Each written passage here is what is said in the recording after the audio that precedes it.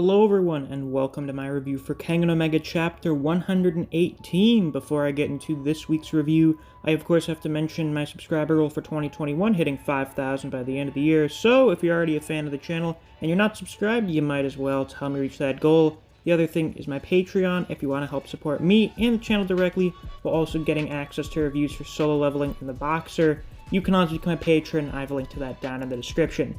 With that out of the way, let's get on with the review.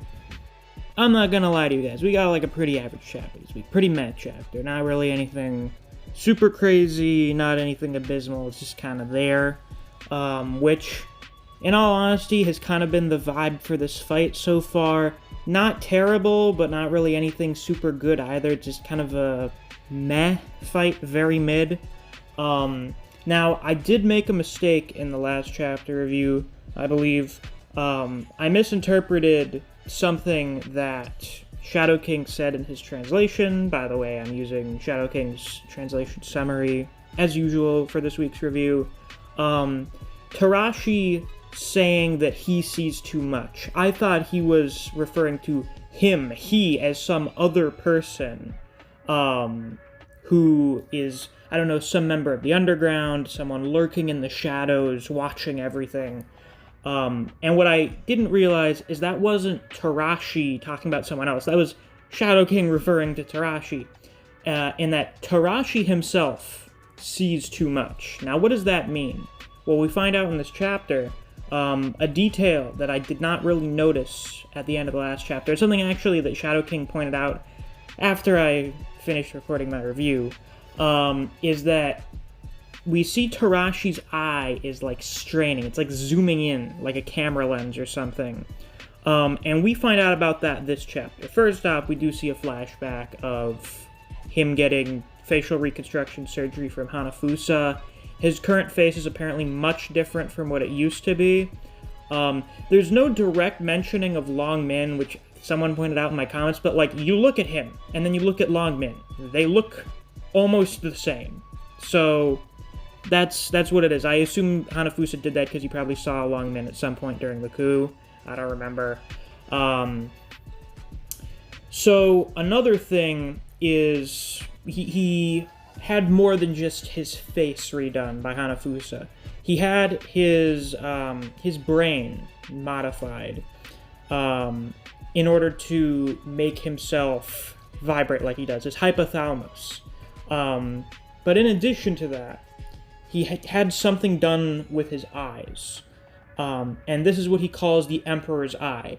This is an artificial fist eye, which is what Koga and Yamashita have, where they can see stuff way faster than anyone else. It's super kinetic vision, but Tarashi's Emperor Eye is even stronger than Koga's and Yamashita's. The issue is he can't turn it off, so he is constantly seeing things with way more detail and, I guess, way more slowed down than even them all the time. Now, as you could probably imagine, focusing in on every little detail to that extent all the time is extremely straining. Like, I'm getting a headache thinking about how that would feel.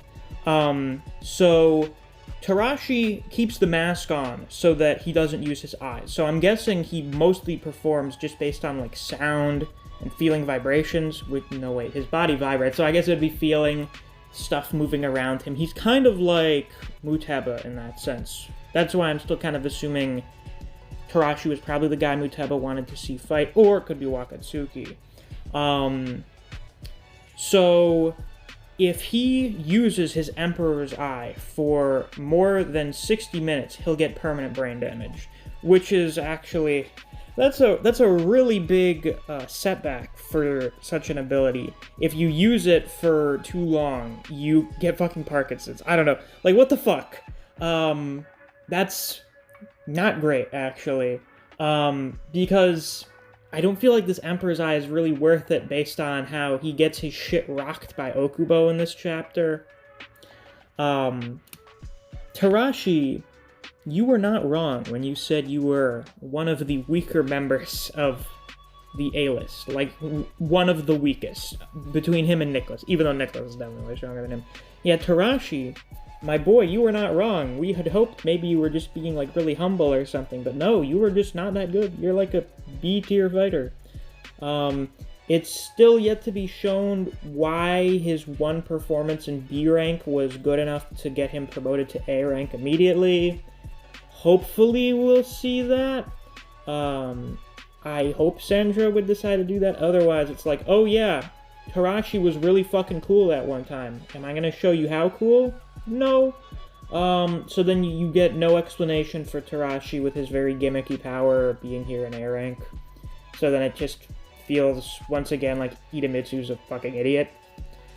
Yeah, not great. Now, Okubo. We're getting set up for Okubo flashback this chapter. Also, I was surprised we didn't get like a fully fledged Tarashi flashback yet. I thought we would get something like that this chapter. I guess not. I guess we're gonna have to wait. Probably what's gonna happen is we're gonna have Okubo flashback next chapter. We have him beating up Tarashi. And then Tarashi does something. Ooh. He gets howevered. Okubo gets howevered. And suddenly Tarashi is back on top. He's back in the lead for the fight. And then we get a fully fledged Tarashi flashback. But in the meantime, Okubo is going back to his classic routine, switching. This time he switches from hold to blow. So during his fight with Agito, Okubo was very impressive with his ability to switch between strikes and grapples and throws at the drop of a hat. Like, he could fucking turn on a dime when it came to switching between his moves. And we see him use that on Tarashi here, to the point that Tarashi wasn't even able to see Okubo before he socked him in the jaw. I assume it's because Okubo got in so close to Tarashi before doing the grapple that he was punching him from his blind spot, basically. And I have a feeling that next chapter we're going to be seeing what sort of insane training Okubo's been doing for the last 2 years. Because remember, Okubo told Agito, I'm going to get strong enough to beat you. So we're going to need to see what kind of shit Okubo's been doing that would give him, in his mind, a chance to beat Agito in a fight. Now, do I think he's Agito tier yet? Fuck no. Fuck no. But I do think he's gotten a lot stronger, so I'm quite excited to see that. Also, Okubo gets a fantastic line, basically what a bunch of people have been thinking in the last week. He tells Tarashi that he's a vibrator with eyes and nothing more. You have no idea how many jokes I've seen over the last week about how, oh yeah, Tarashi, the ladies must love Tarashi. Which I feel like Sandro must have seen those comments or something if he wrote that line in the chapter, or he just knew that people were going to say that, which is hilarious. That's fantastic. So yeah, I mean, that's really all I have to say for this chapter. We get some other stuff, like Tarashi seems to be mimicking Liu's Chinese martial arts, like he does pseudo Fajin strikes. It looks like he tries to do the horse stance to stop Okubo from pushing him out of the ring. And Okubo, of course, was trying to force Tarashi to the edge of the arena so he could get a ring out. That's really all. Not a super remarkable chapter. Not a super remarkable fight so far. Once again, as I've said before, who knows? Maybe the next chapter will blow me away, but at this rate, a very mid-fight. So, with that, that's all I have to say for this week's review. If you enjoyed, please be sure to like, comment, subscribe, and click that notification bell so you don't miss any of my uploads. I do Kengan Omega chapter reviews every week. If you enjoy other series such as Jujutsu Kaisen, Record of Ragnarok, Chainsaw Man, and Black Clover, I do videos in those series as well, so if you're interested in those, you should definitely check out my channel. If you enjoy discussing Kengan Omega with other people, or you just enjoy the content I produce on this channel, I highly suggest you check out my Discord server. I have a link to that down in the description. And since it's the end of the video, it's time to give a shout out to my wonderful patrons, Fuse, Neo, Dijon Redden, Anthony Chavez, Honey Mustard, Zach Rowitz, K-God, Chris Redfield, Scratch23, Moonshadow935, Rat, Ryzen 4K, and Artist. Thank you all very much for supporting me on Patreon. I greatly appreciate it. And if you too want to get a shout out at the end of videos or access to reviews for Solo Leveling and the Boxer, you can always become a patron as well. There's a link to my Patreon down in the description.